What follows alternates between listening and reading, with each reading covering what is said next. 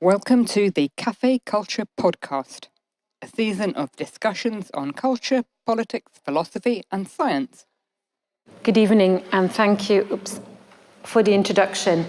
I'm really grateful for Lorraine and the whole Philosophy Cafe to invite me to do this. I think this is a great challenge to try and talk about something that is sort of academic, but in a kind of much more, hopefully much more accessible and participatory, maybe even way.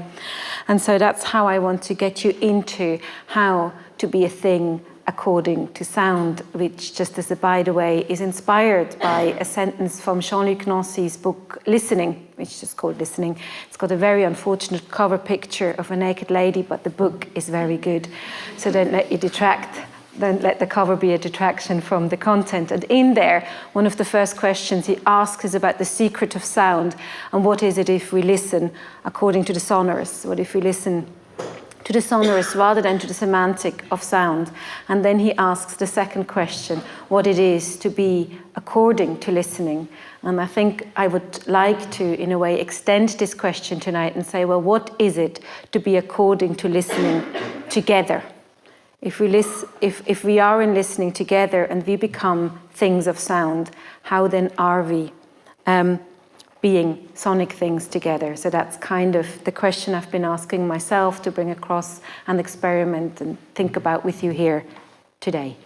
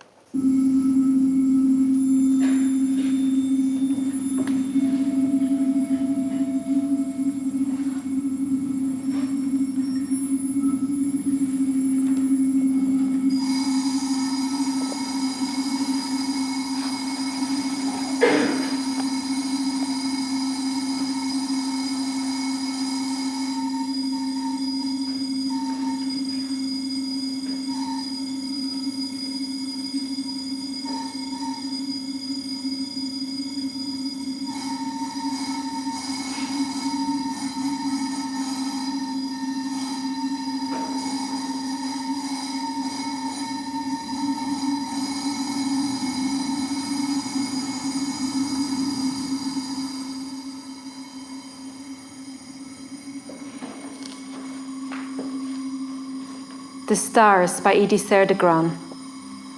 When night comes, I stand on the stairway and listen. The stars are swarming in the garden, and I am standing in the dark. Listen, a star fell with a tinkle. Do not go out on the grass with bare feet. My garden is full of splinters.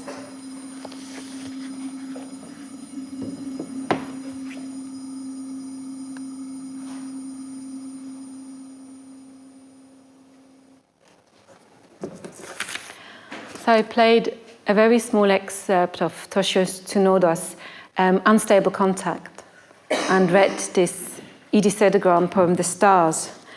And the reason I wanted to play this short piece and read this poem is because what I'm trying to do is to get to the material of sound, not to what it is the sound of a car, the sound of a plane, which we normally talk. When we talk about sound, we kind of associate it with the referent, with what we heard.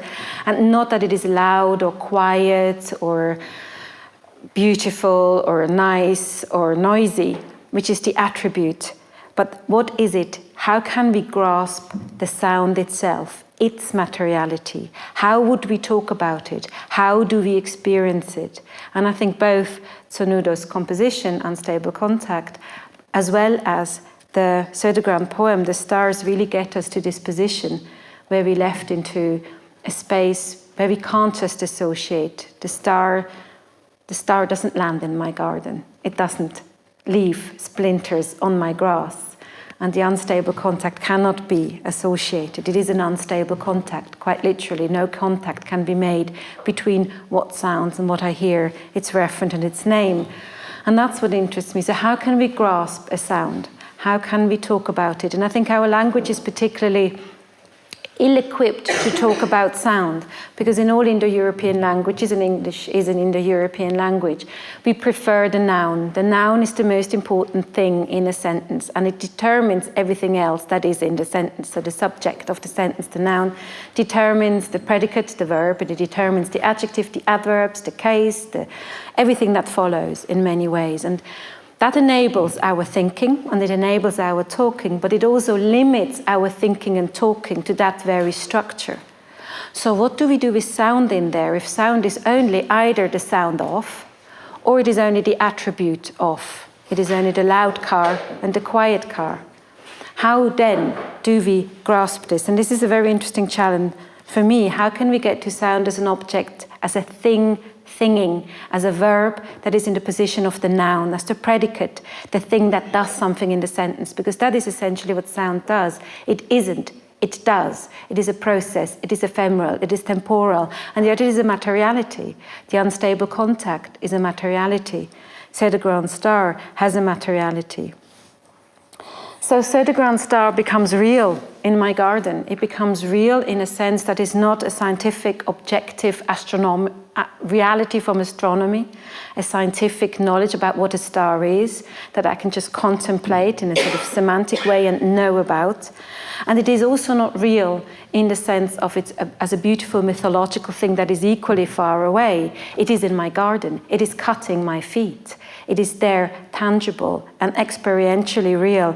And that's kind of the reality that I'm interested in. How do I going to get there to a sonic thinking of things, to think sounds, to think the sonic object not as an object but through what it does.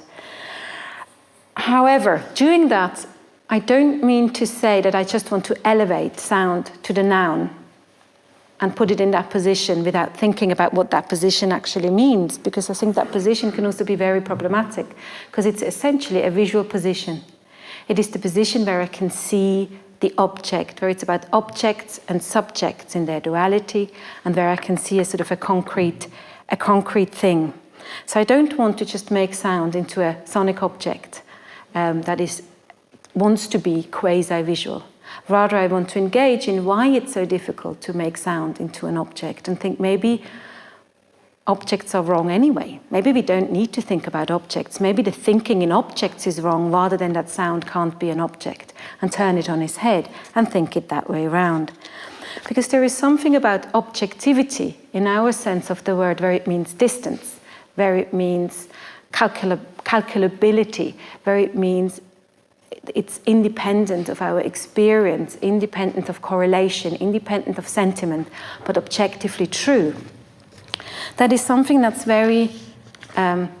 it's a very anthropocentric position in many ways, even if that seems strange, because things only become objective because of our schematas of thinking things, because of science and because of how we order and organize things. We can then say, well, this is a chair because it follows certain criteria.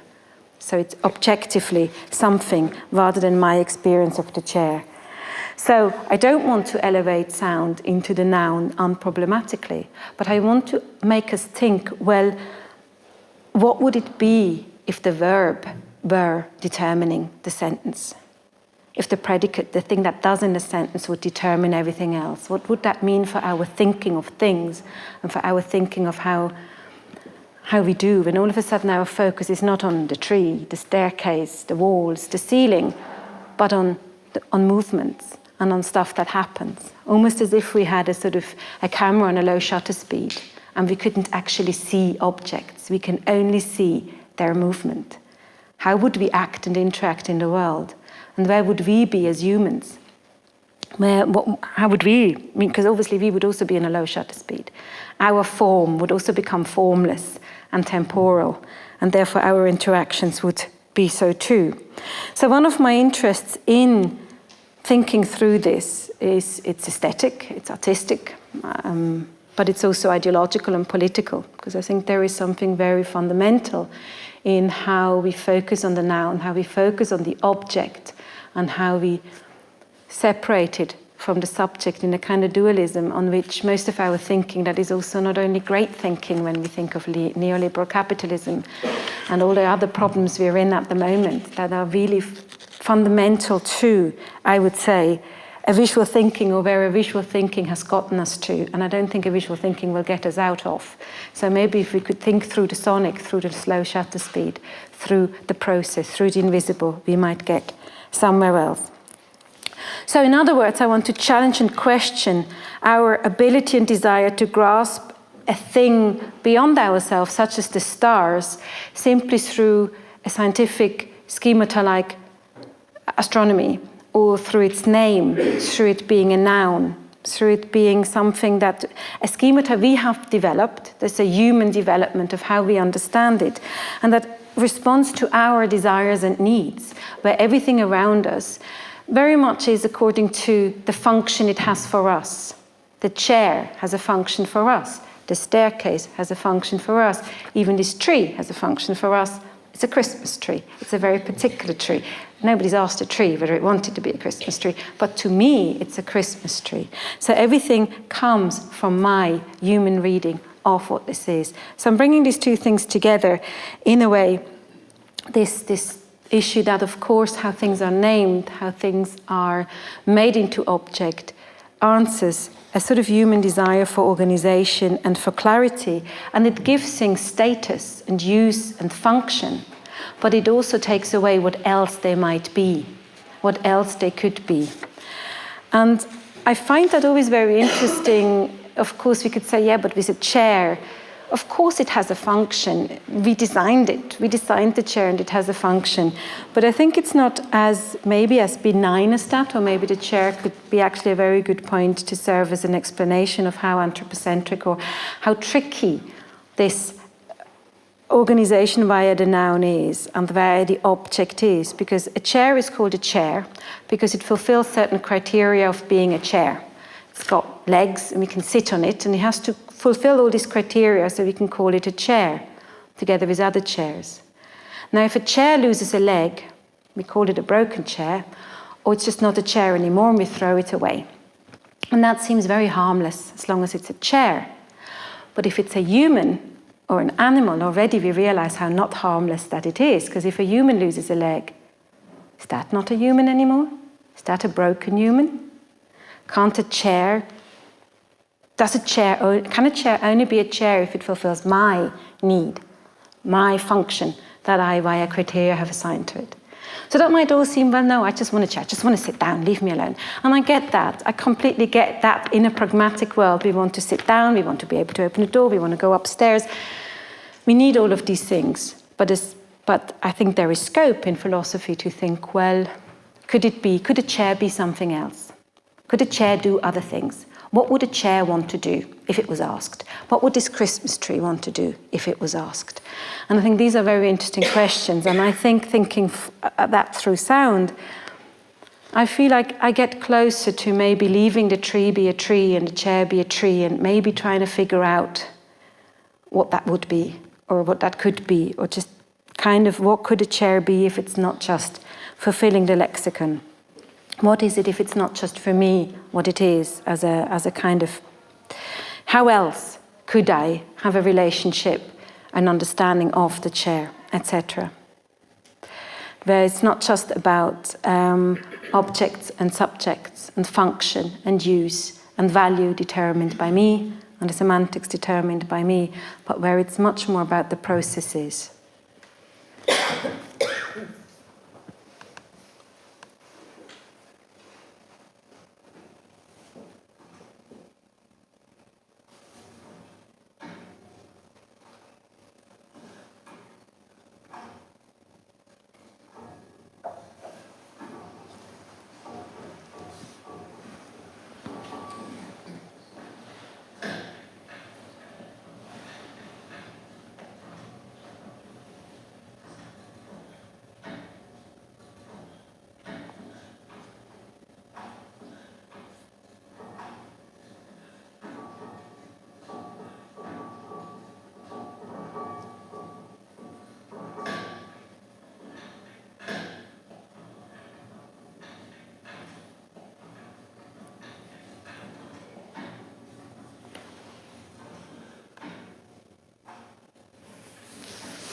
This is a very low recording, I've just noticed.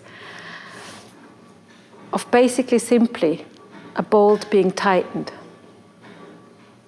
And the interesting about a bolt being tightened, or at least the sound of a bolt being tightened, is that we don't hear the bolt and we don't hear the screw. We hear the in-between. We hear what they do together. And I think that's what I find so interesting about this recording, that it makes it very clear that in sound, it is not about this or that. It's not about this and that this is this and this and that, which in the visual it very much is. Oh, this is a book and this is a pair of glasses. It is much more about this space in between here. It is about this space, the encounter. It's about a momentary encounter of what these things are together at this moment in time. So they are not beings, the book and the glasses, but they become interbeings. They become things that are made of other things, of paper, and this is kind of a very badly appropriated, possibly Buddhist notion via Thich Nhat Hanh, that this book is made of paper and therefore it's made of trees and sunshine and water, and if you wouldn't have trees and sunshine and water, you wouldn't have a book. So nothing is made of itself. There is no thing that is just a finished, boundaried noun. That doesn't exist. And so are the glasses made of many different things, and in this moment of encounter, they are together, and what counts is that thing in between. What happens when these meet in this in-between, in this interbeing. And I find that is a very different thinking as a sonic thinking. So I need a participant very briefly. So if we just go somewhere here. And we just make noises. Ah, ah, ah, ah. Ooh, ah.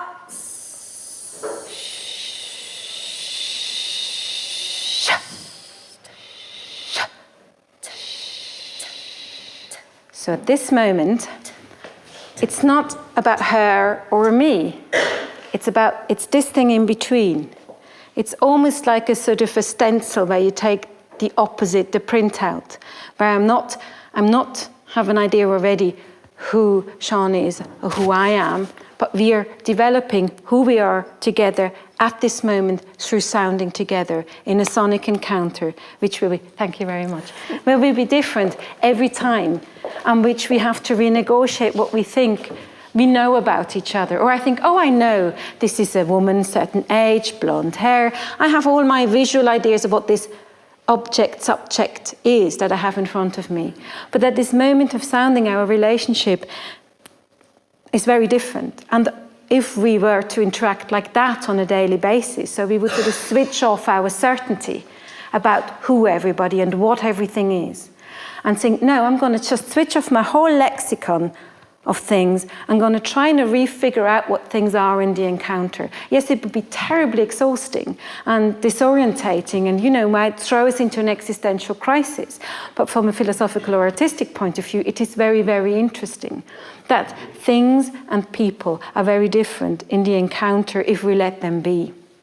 If we let them be what they want to be at that moment, rather than insisting they are what they are according to a lexicon, which is always, through our cultural consciousness, a visual lexicon of things and of criteria something has to fulfill. And I think that's why I think there is for me something really exciting in thinking through this slow shutter speed, in thinking through the encounter, in thinking through the in-between and the interbeing, and us all as interbeings with things as us as a thing, with things, and with other subjects as things, where we're all thinking, if I can use this sort of misuse of, I love the word thing, because you can really make it into a verb and you can play with it, because you can just make it into the chair and it kind of works. So we're all thinking together, and that we abandon maybe what we think we know of something and go into that encounter to rethink it as a sonic thing and a sonic thinking, where our prejudices and our use value organization and our kind of anthropocentric hierarchies might be questioned and replayed. And it is in that sense why in my title there's the word sonic materialism, because, and I'm not assuming any knowledge of new materialism here, but I do feel sound contributes, in that sense, a sonic thinking really is almost a prototype for me of new materialist thinking. and just briefly say what new materialist thinking is. So it is a consideration and theorization of materiality and reality away from anthropocentric hierarchies and away from the dualism between subject and object. So that is its aim, let's call that its aim. So to rethink materiality and material processes and relationship in a different way that is not human dependent. That is kind of the aim of new materialism as a philosophical branch of thinking. And there are many different approaches to this, so there isn't one way. It's difficult to say whether it is possible, because its aim, of course, is to avoid a human-centric reading of the world. And it sort of announces a post-humanism, a thinking after humanism. And of course, it's a thinking of the world after human and without humans, to give things their autonomy and their own voice. And of course, that is very difficult, because as soon as I think as a human. I really haven't got much choice here. I can't think as the Christmas tree. It's just not possible. But it is interesting, nevertheless, maybe we could even call it a meditation on things. What if I could think the non-human? What if I could think? And I think at least what we can do is we can think in a different way. Very briefly, I want to sort of highlight maybe two sort of main protagonists in this new materialism. One is called Quentin Melassu. I can't write it down, but if anybody's interested in the name after, I'll show you the spelling because it's a bit tricky. He wrote a text called After Finitude, and basically he just suggests that we could read the world mind-independent facts from an ancestrality, so a time before humans. So instead of going on to another planet or abandoning the world to think it as non-humans, we go before humanity and we calculate the world, the ancestrality of the world, through mathematics in a mind-independent fact. That's his kind of way of getting around our human mind. Another way of thinking is by somebody called Graham Harman, who is a proponent of a flat ontology, meaning that all things are on the same horizon. Things and human beings are all on a flat horizon. And I think there is a lot to think that's very great about and their peers. There are many more such people thinking. And to think, well, how could we think a world without us? But bearing in mind this obvious obstacle, that it is us who are thinking the world without us. And in there are some keys as to why, for me, this is a problem. Because we're not doing this, neither of these people nor anybody else, in new materialism, apart from two, interestingly enough, women philosophers, who I will get to. Because I think there's a masculine and a feminine new materialism, but I'll get to that. They're not abandoning the principle of the noun. They're not abandoning, or they're not questioning. The problem is the language I've started this talk with. The problem with our obsession with the noun in the sentence, and therefore our very visual thinking of the world. And as long as our thinking is visual, even if we pretend we're living with the dinosaurs, or we're not living with the dinosaurs, or we come up with a mathematical equation, or even if we put everything on the same level, we still essentially have this visual thinking, which is the thinking which grants us distance. When I think, when I just visually think about this microphone, I don't have to be near, but you can't hear me anymore, because to hear me, I have to be near. But in the vision, I can be at a distance, and I can see images, trees, staircases, buildings, you at a distance. I do not have to have any vicinity with you, neither conceptually, emotionally, or in any other way. But in sound, I lose you as soon as I step away. And that's sort of the interesting thing, where I think for new materialism to really maybe do a new materialism, we need to sound could offer a different thinking. Because what is interesting about Melassu and Harman and all the other, I'm afraid to say, white male philosophers who pursue similar avenues of thinking without thinking human thoughts or mind-independent facts, is that they're almost creating a hyper-humanism and a hyper-presence, because the only reason they can take themselves out of the equation is because they're so central to it. They're right slap bang in the middle of Western philosophy. Their authority is so real, it is hyper-real and hyper-present, so they can go away and they still remain the authors. They still remain visible and there. It's a bit like having a sort of a doggy snap lead, and the doggy, you can snap it away, but it's, it's kind of still there in the middle. And And so I think that's sort of an interesting problem, because I think what we might end up is just simply talking for the trees. And that's a ventriloquism that I don't think is very, very helpful. Rather than talking for the trees or pretending we can understand what a mountain is saying or a stone is saying, or that we are making space for them to talk, for the inaudible. And these are obviously also not only non-human inaudibles. I don't think all humans have yet spoken. I think there are the majority of humans on this planet who have not had a voice at all when it comes to its design, when it comes to its literature, when it comes to its philosophy, etc., etc., etc. So I think that's another problem, but maybe I digress. That there are, we can't assume that we just have to take the human out of the equation. I think it's a very particular human we might be able to take out of the equation, at least for a little while, to make some other voices audible. So instead of suggesting that we can have mind-independent facts, which I think is an illusion, I think if we were to pursue this idea of being according to sound, being a thing according to sound, and working through sounding and listening, we become aware that we can't actually say, this is a book. We have to engage in this space in between, or this is Sean. We have to engage in this space in between. It becomes an action. Identification becomes an action that I'm involved in, that I'm responsible for, that I'm not at a distance from. That I'm not at a distance from the stars in my garden. They're cutting my feet. They have a real impact on me. And that's the kind of thinking that I think is sonic thinking, and obviously it doesn't have to do with sound per se. It can be a sonic sensibility, a sonic concept.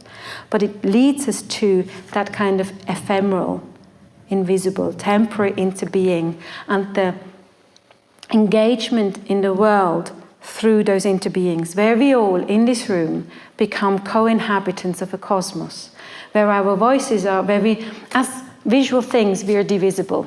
I can split you in men and women, black and white, old and young, students, non-students. I can make all sorts of categories out of you visually and split you apart. I can't do that sonically. Sonically, we are indivisible. Our sounds are not separable. We are all together. And I think I'd like to practice this for a moment, just briefly. So I'd like to invite us all to make a sound, just for about a minute, to make a few sounds, all of us together. Any sound that comes to mind. You can clap, sing, whistle, anything.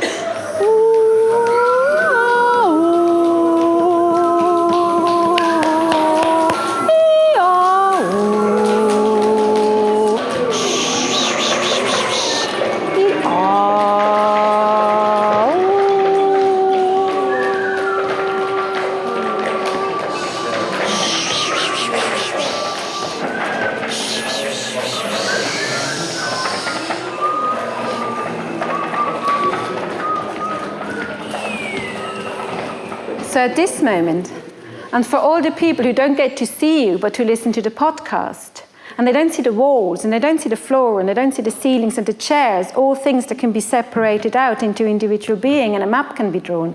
All they heard was what I would call a cosmos of sound, or let's call it a volume of sound.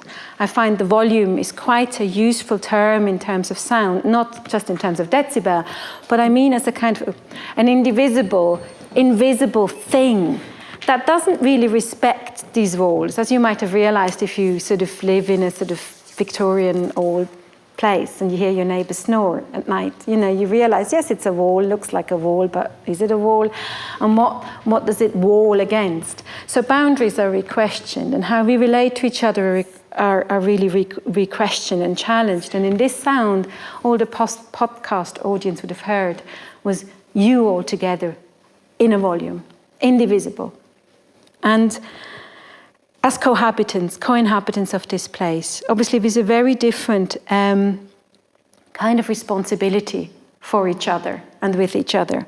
So we're making a sonic cosmos, and I quite like that. And I think we can sort of reconsider this space, this world we inhabit together through the sonic cosmos amongst humans, but also with the things and the trees and all the other things that are in the room too, which, while they might not really make a sound, some sound studies people talk about their molecular sound, their vibrations, but I don't even think it's about whether we hear them, but the fact is that in this cosmos, we get reminded of our interactions, our encounters, and our beings as interbeings. That includes the trees and the tables, without us needing to say we have to abstract them and talk for them, but just to acknowledge them. And so what I find interesting is to then replace, having made these sounds, or to remind us again of when Sean and I talked with it, made sounds at each other.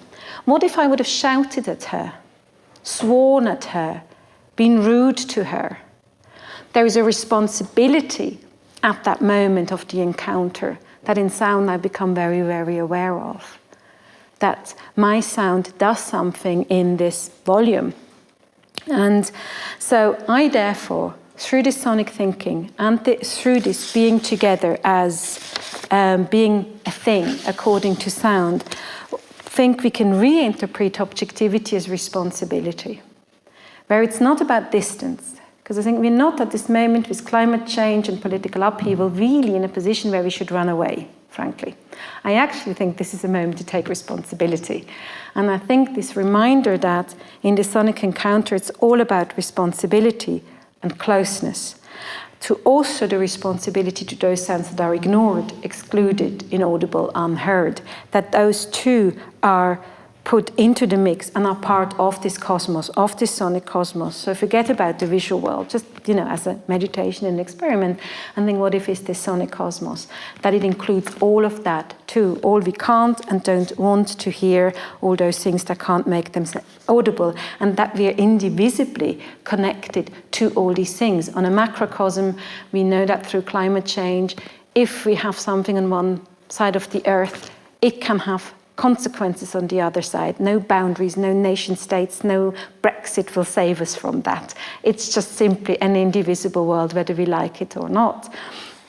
And on the other hand, on the microcosm, that also goes for our most immediate neighbors, or the people we physically live with. We are indivisible, we share the same space, and sound can really remind us of this kind of responsibility. So in effect, sound relinquishes dominance not through absence or distance, through mathematics or flat ontologies, but through the responsibility of living together in an invisible and codependent sphere, where human and non-human elements share with each other.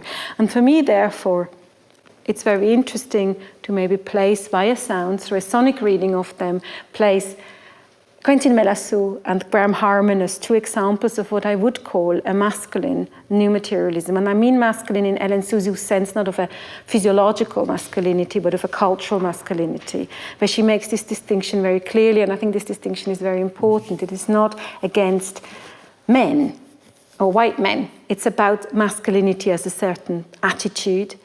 And on the other hand, we have people like Rosie Braidotti and Karen Barad, who, in my opinion, sort of represent a feminine new materialism that deals with creativity, that deals with action, with what we could do, and with responsibility. And I think sound is a very useful way to put these things into action and thinking.